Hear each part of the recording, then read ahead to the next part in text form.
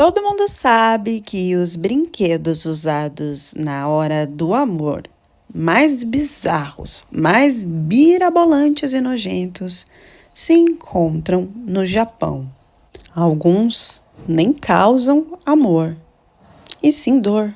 Desde ganchos, coisas que giram, formatos, sabores, cheiros diferentes que esquentam e explodem. Como tudo isso é testado para ser aprovado a usar de forma segura em um ser humano. Eu te disser que mulheres são usadas como cobaias nesses testes. O depoente de hoje caiu nessa armadilha em nome do amor.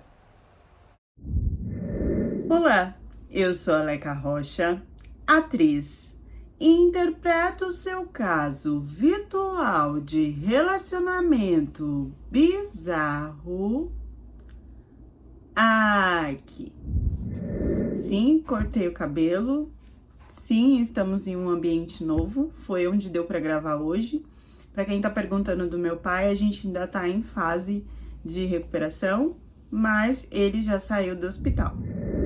Acho ótimo, vocês aí que estão assistindo também. Sejam ativos no canal, porque a gente precisa engajar esses vídeos para que o canal continue crescendo. Jaine, idade 45 anos, recepcionista. A minha história parece uma mentira, parece ficção, mas eu tenho até hoje pedaços que doem em mim. E não é só na alma que eu tô falando, é também no corpo. Passei 6 anos casada com um japonês e era aquele homem que falava baixo, que me levava chá, que cuidava de mim quando eu tava doente. Aquele homem inofensivo, que todo mundo olhava e falava, nossa, como ele é bonzinho, ele não é rígido, e como que ele não é frio, porque a maioria dos japoneses são. Eu tinha encontrado, na verdade, o sonho de filme, de série, de dorama, em um japonês. E aí eu tô falando de fotos juntos, comemorações juntos, roupas iguais, tudo. Ele me disse por 6 anos que me amava, até ele decidir me colocar em uma maca fria e me oferecer para vários homens de jaleco. Eu conheci o Wilton aos 45 anos, eu trabalhava de recepcionista numa clínica de odontologia e ele ia lá só para acompanhar o pai. Da primeira vez que ele foi, nós já trocamos olhares e a partir daí parecia que ele fazia questão de acompanhar o pai para me ver. Todas as informações, mesmo que o pai dele viesse falar comigo, ele fazia questão de repetir, de olhar nos meus olhos e ver a minha resposta de novo. Então, até o pai dele percebeu, já da primeira vez. Num primeiro momento, ele era um cara estranho. Depois eu fui entendendo que, na verdade, ele era discreto, educado. E depois que eu conheci mais, um homem muito gentil. Ele não foi de supetão me convidando para nada, não. Demorou vários meses para ele me convidar só para tomar um chá. E a única coisa que ele falou, assim, que me mostrava mais que ele tinha interesse, é de que ele gostava de mulheres mais maduras. Que a juventude passa rápido, que a mulher no Japão, depois dos 30 anos, vira um fantasma, o que me fazia ficar mais confusa, né? Já que a maioria dos japoneses gostam das mais novas, o que ele estava querendo comigo? Mas que eu era diferente. Então nós namoramos por 1 ano e depois nós casamos no civil. Não teve nada de muito estranho, não teve nada de diferente. Conforme nós fomos vivendo, ele foi mostrando coisas que no Brasil não eram tão interessantes como no Japão, né? Segurança, qualidade de vida. Eu fui concordando até nós decidirmos então ir morar no Japão. Ali eu tava pensando no fim da minha vida, né? Como nós iríamos viver. E eu só queria viver bem. E ele já me veio com uma proposta de um trabalho muito melhor do que ele ganhava aqui no Brasil e que ele não ia ficar igual esses caras que ficam trabalhando horas por horas no Japão, porque ele seria o próprio chefe dele. Ele não me abriu muita coisa porque gostava de que as coisas dessem certo para depois falar para mim. E sempre funcionou assim, enquanto a gente era casal, então por isso eu não questionei muito. Eu não fiquei, então, 6 anos com ele aqui no Brasil, tá? Com 47 anos, nós fomos viver no Japão. E lá, ele fazia café da manhã pra mim, saía pra trabalhar, alugou um lugar pra gente ficar. E era um casamento calmo. Ele me dava o dinheiro que eu precisava. Caso eu não conseguisse lá nada no Japão, eu iria ajudar ele mais pra frente nesse projeto. E a gente tinha um silêncio entre a gente, sabe? Dele ter a individualidade dele, de ler o livro dele e de sair, fazer as coisas dele, que eu também tinha e dava muito certo. Era muito difícil da gente brigar. Até que só lá, na relação, ele começou a trazer brinquedos. Ele dizia que gostaria de experimentar. Nada disso foi forçado, tá? Eu aceitei. E às vezes gostava, às vezes não gostava. Ele sempre tinha alguma coisa nova. E eu nem entendia que aquilo já fazia parte do projeto dele. Ele só começou a me contar quando ele começou a lucrar com isso. Então, primeiro, ele anotava o que eu tinha gostado, o que eu tinha sentido. E eu achava que era pela nossa troca, porque ele queria que eu me sentisse bem na situação. Mas, na verdade, ali já estava rolando uma avaliação. Quando ele veio me contar que ele tinha medo que eu ficasse envergonhada, mas que ele tinha achado, né, um mercado que dava muito dinheiro, que era esse de abrir essas lojas e vender esses brinquedos. Até ele me dizia que só vendia. Tudo era muito aberto entre a gente. Tanto que eu descobri do nada, me apareceu uma notificação no celular dele. Um dia subiu uma notificação do nada: Mitsuki está ao vivo agora.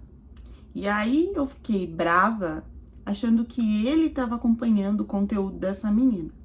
Mas na verdade, o que ela estava fazendo? Ela fazia uma live onde ela falava, ela mostrava, né, esses tipos de brinquedos. Eu assisti ali muitos que eu já tinha usado. Nela era uma coisa assim, publicidade. Era muito glamour. Era uma menina de 22 anos, muito bonequinha assim, parecia até que era inteligência artificial, de tanta beleza, e tinha um ar meio de plastificado, sabe? E aí eu achei que, sei lá, que ela fosse dançar, fazer alguma coisa, e que ele que acompanhava isso, mas aí eu comecei a me tocar que não, que tinha alguma coisa a ver com o trabalho, já que tinha a ver com aqueles brinquedos que a gente já tinha usado em algum momento, e que ele falava assim que fazia parte do negócio dele. Com isso, em uma parte da cama, eu também achei como se fosse uma cadernetazinha, e lá estavam os nomes dos brinquedos que a gente tinha usado. Ele colocava o dia e o horário que a gente tinha usado, e tinha como se fosse para medir, assim, a duração que a gente usou aquilo, o efeito que deu em mim e o tanto de prazer ou não que se tinha sentido. E aí me embolou tudo na cabeça. Eu pensei, bom, eu tenho que saber como é que eu vou agir depois que eu vi isso no celular dele, porque com certeza é algo do trabalho, eu não quero me passar pela doida possessiva que tá imaginando coisas. Até porque era uma live aberta, ele não tava pagando pra ser assinante nem nada. E também porque eu entendi que aquela caderneta era algo que eu tava querendo ou não participando do trabalho dele, e eu me senti feliz com isso. Ele tava contando a minha opinião como algo importante. Eu achava. Com isso eu preferi silenciar e passar os dias como se eu não tivesse visto. Mas ele já sabia o que estava acontecendo e mesmo assim ele não fez questão de me explicar, porque ele já tinha tudo planejado sobre o que ia acontecer na cabeça dele, e só eu não sabia. Em pouco tempo, as ações dele começaram a mudar. Então, ele não fazia mais a comida para mim, não queria mais ter nenhum tipo de programação comigo, já não se tinha muita conversa. E o estranho é que ele deixava o celular sempre perto para eu ver. E eu sabia que, assim, a senha do celular dele era a data do meu aniversário. E ele sabia que eu sempre ia mexer, Mas assim, na hora que ele ia no banheiro, na hora que ele ia comer, ele levava o celular com ele. E ele começou, tipo assim, deixar do meu lado já desbloqueado. Parecia que ele queria que eu visse toda a situação. E aos poucos, como ele estava mudando, eu fui mexendo no celular e vendo que, tudo bem, essa menina parecia ser lá uma garota propaganda que estava ajudando em alguma coisa e que ele só tinha me aberto até o momento que ele estava vendendo esse tipo de brinquedo e de produtos para lojas. Que ele abriria também lojas. Ele me mostrava alguns projetos, isso antes dele ficar estranho. Quando chegou nesse ponto, eu comecei a fuçar as coisas no celular dele e descobri que essa menina, ela era uma daquelas que fazia, assim, esses vídeos, né, que os caras pagam pra ficar assistindo, e ele conheceu ela em um desses sites. Ele fez como se fosse uma proposta para ela sair desse site. Se dizia muito apaixonado por ela. No começo da leitura eu entendi que ele tinha achado a garota da marca. Só que aos poucos, conforme eu fui lendo, eu entendi que ia além de ser uma garota da marca. Tinha ali uma admiração e depois uma paixão foi acontecendo. E ele meio que fechou um contrato, então, para ela divulgar esses produtos para ele. E aos poucos isso foi indo para uma paquera. Isso tudo que eu tô contando pra vocês, eu fui lendo aos poucos, tá? Dia após dia. Não é que eu peguei tudo de uma vez e achei. Até porque ele chegava, eu soltava o celular. Às vezes era questão de segundos e ele fingia que não tava vendo que eu tava olhando aquela situação. E tinha momentos que ele descrevia pra ela, quando ele usava o brinquedo em mim, o que acontecia, o que eu sentia, e tinha uma coisa de sátira, assim, sabe? Ah, será que ela vai aguentar? Ah, será que ela vai sentir alguma coisa? Ah, mas já deve estar muito aberto, já deve saber essas coisas, como se eu fosse uma velha acabada que não tivesse mais as sensações de que qualquer mulher com qualquer idade tem. Cada vez que eu lia alguma coisa, eu ficava mais triste, mais estranha, não conseguia olhar direito para ele e não conseguia enfrentar ele, de perguntar o que estava acontecendo e de até querer me separar. Não, eu fui guardando aquilo para mim porque como eu não falava nada e ele não reagia, eu não sei se tinha uma falsa ideia de que se estava tudo bem, mas não estava. Ele já estava me preparando para uma coisa que eu nem imaginava. E eu só comecei a entender quando eu escutei um áudio dela. O áudio dizia assim: você acha que algum dia eu vou ficar igual a ela? Se eu ficar velha também, você vai me pôr numa maca? Ha, ha, ha, ha. Só me avisa antes para eu escolher a roupa. Eu peguei esse áudio no meio de um monte de outros áudios e conversas e eu fiquei um pouco confusa se eu tinha entendido ou não, por causa que o meu japonês não era a minha língua nativa. A resposta dele foi algo do tipo: com você eu nunca vou fazer isso, você é diferente, você é minha estrela e ela foi só uma escada. E eu não assimilava o porquê que eles estavam falando isso. Até que um dia ele já nem dormia mais aonde eu dormia, e isso é normal, né? Tem muitos casais lá no Japão que não dormem no mesmo quarto, então eu ainda achava que era algo tranquilo, eu sempre estava fazendo na minha cabeça de que as coisas iriam voltar ao normal. Então um dia que eu tava nessa fuçação do celular dele, que era só o que eu fazia a partir daí, ele me sentou num lugar, olhou nos meus olhos e falou: eu sei que você tá lendo tudo. E eu espero que você esteja entendendo o que tá acontecendo, porque você tem que estar preparada. E aí eu falei assim: preparada pra quê? Nisso, ele saiu, me deixou falando sozinha, e no celular dele já tinham outras frases que fez com que eu entendesse aonde que eu tava entrando, né? ele tinha escrito uma coisa assim: o brinquedo novo esquenta em 30 segundos. Quero testar uma parte de choque junto. E aí ela falava assim: você vai testar nela? Você acha que ela vai aguentar? E aí ele falava que eu não teria escolha. Falava que eu tava velha, mas que agora ele iria até o fim. E que seria a única função que eu conseguiria exercer naquela idade. E aí ela mandava respondendo então para ele não esquecer de gravar a minha voz, de gravar o meu som, a minha reação, porque depois isso poderia funcionar até para ser vendido para outras pessoas. Sim, para quem não entendeu, ela estava querendo usar o áudio da minha voz como ASMR, de sofrimento, de boas sensações, de gemir. Sim, ela queria também lucrar com isso.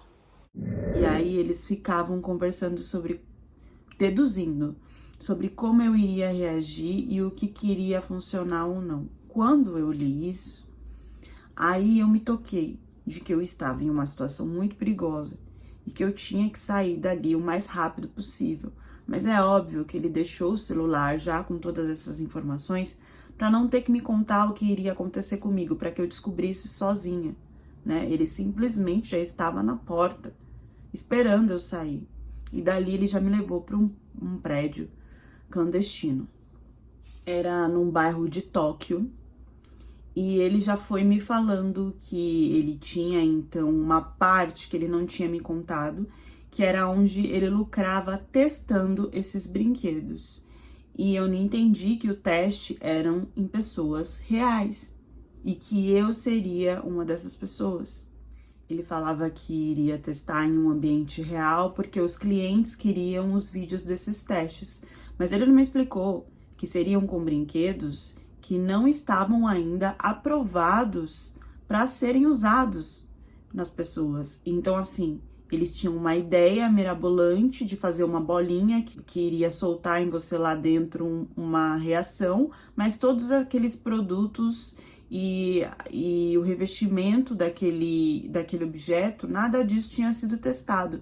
Se iria dar algum tipo de alergia, se iria machucar, se iria dar uma situação pior, ele só saberia quando estivesse dentro de uma pessoa. E essa pessoa era eu. Eu entendi que eu estava indo lá ainda para testar uma coisa que já que já tinha sido aprovada para usar. Só que não. Eu fui ser cobaia. Era como se eu tivesse chegado numa idade de que eu não prestava mais para nada. Só para isso. Tinha uma ideia ali de que, por eu ter essa idade, eu aguentava mais e sentia menos.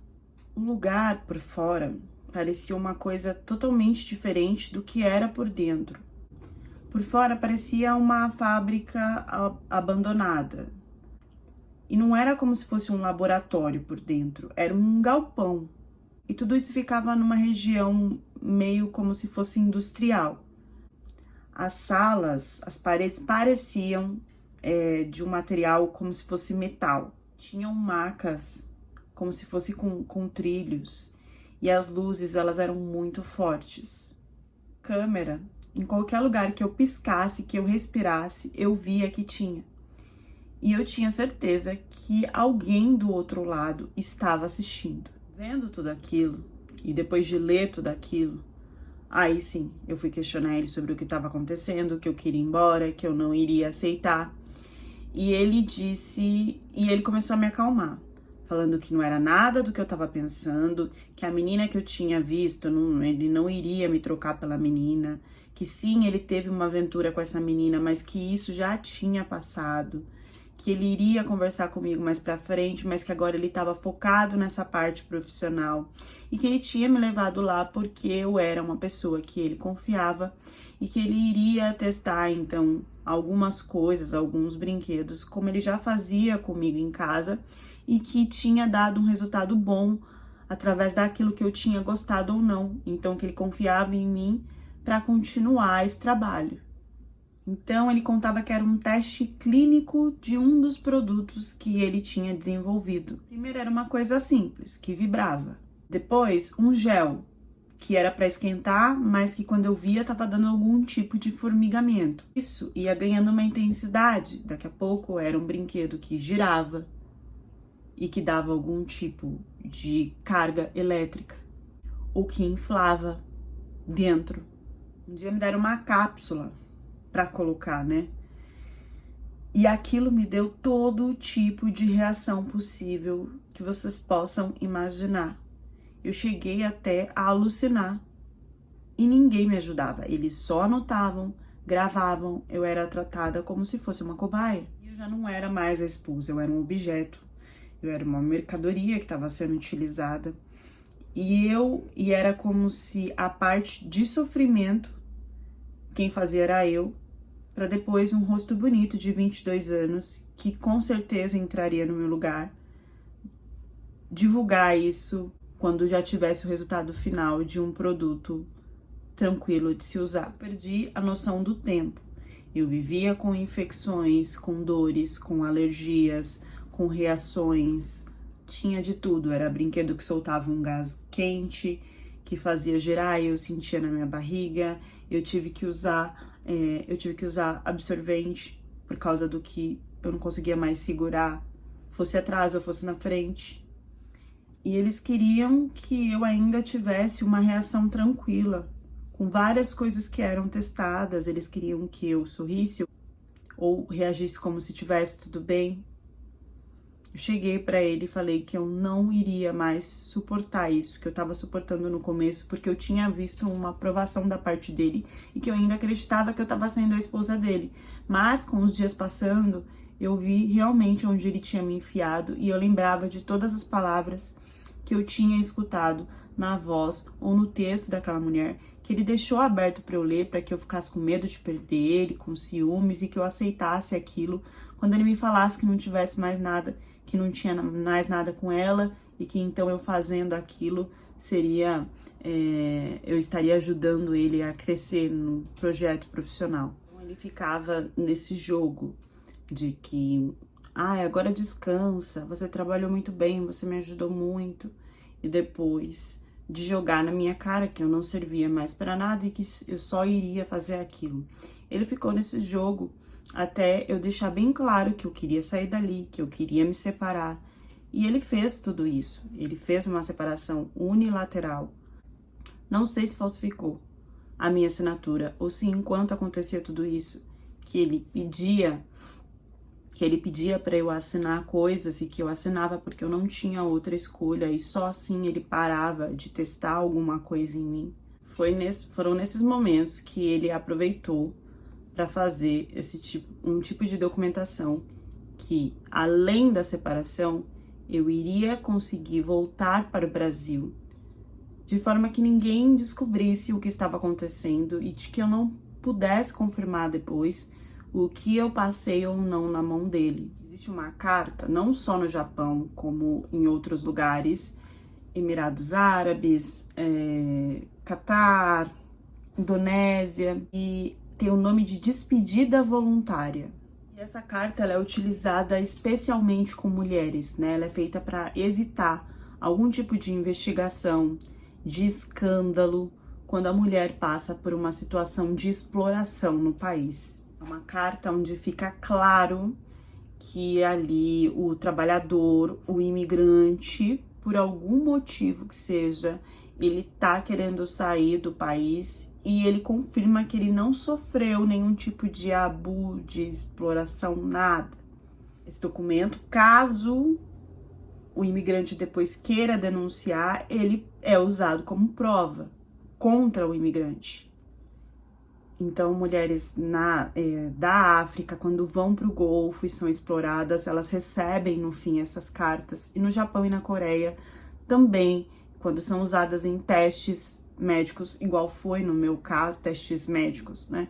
Igual foi no meu caso, acontece da mesma forma. E é como se você tivesse sido liberada de toda a situação. No caso, primeiro a separação, depois me envolvendo como se eu fosse uma imigrante que estivesse lá ou só para trabalho, ou que tivesse em condições mentais, psicológicas, que não pudesse mais trabalhar, que tivesse passado por alguma situação que não tinha mais condições de ficar e que por isso, através de uma declaração voluntária, resolveu voltar para o Brasil.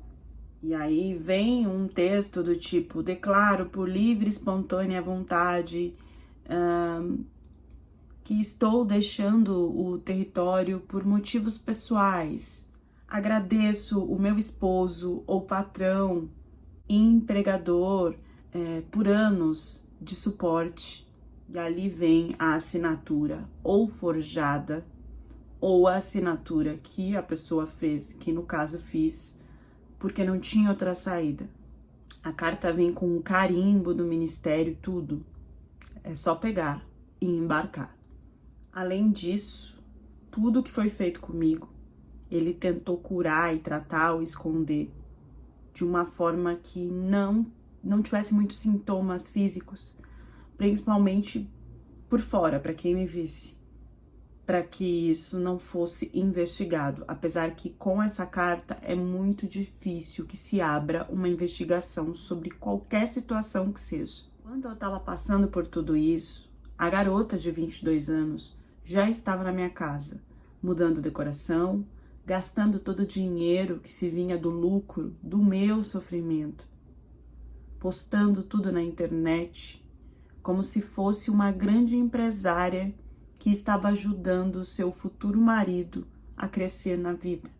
O que vinha na minha cabeça eram só flashes de: você foi muito útil, você está fazendo eu lucrar, você valeu cada centavo. Estamos falando na moeda do Brasil, mas no caso, eles pagaram em euro. Enquanto você for útil, você vai ficar aqui. Então eu tinha várias frases que ficam na minha cabeça até hoje. E quando ele resolveu me descartar, ele simplesmente chamou um carro e me levou até o consulado com essa tal de carta de despedida e $200. Antes disso, eu escutava de que aquelas imagens, elas também iriam ser vendidas do que eu passava lá, porque parece que tem homens que têm esse desejo de assistir e mulheres mais velhas nessa situação, sofrendo. Então, parece que as imagens também seriam vendidas na plataforma em plataformas privadas e também na Deep Web. Eu não sei dizer se existiram vídeos, o que foi feito de mim. A única coisa que eu sei que eu tenho é que eu tenho marcas disso, que até hoje eu tenho que cuidar, eu tenho que tratar e que não me deixam esquecer aquilo que eu passei com um homem que eu confiei por 6 anos e que nunca fez nada comigo. Ele mudou do nada por dinheiro, ou ele já tinha tramado isso desde o primeiro oi que ele me deu. Ele iria esperar 6 anos para que isso acontecesse. Quando eu cheguei no Brasil, as coisas pioraram, porque não existe mais nenhum tipo de contato com ele. Mesmo que eu quisesse buscar, fazer algum tipo de justiça, ele desapareceu da minha vida, das redes. O sucesso que ele começou a fazer com esse tipo de produto foi para fora do Japão, apesar de o Japão ser o lugar aonde mais se vende, aonde mais se divulga e aonde mais se produz esse tipo de situação. E o que eu estou contando aqui não são sobre objetos, sobre brinquedos normais que vocês encontram aí nesses sites, tá? Nós estamos falando de coisas que vocês inimagináveis, né? De formatos que só pessoas doentes pensam em comprar uma coisa desse tipo. Nós estamos falando de produtos que causam reações que a maioria das pessoas nem pensam que pode existir. Esse mercado no Japão é um mercado muito diversificado e guiado por uma parte e direcionado para uma parte de nojeira, para uma parte de ideias perversas. Então, tudo que eu passei, que eu senti lá, tudo que eu testei lá, tudo que eu tive que passar lá, não foram com coisas tranquilas que estão aí na cabeça de vocês, que a gente pode comprar em qualquer site aqui no Brasil. Por isso, as marcas e as reações ficarão até o resto da minha vida. Bom, aqui no Brasil nós estamos acostumados, né, até com a proteção mesmo, que vem com um cheiro, com uma cor diferente, e que divertido e tal, mas infelizmente eu não posso mostrar aqui pra vocês fotos e o tipo de produto, de brinquedo que foi detalhado e que foi testado nessa história. Mas nós estamos falando de coisas com ganchos que viram 30 vezes para um lado, que explode e queima e arde. Nós estamos falando de coisas que trazem um tipo de reação ou de sensação bizarra.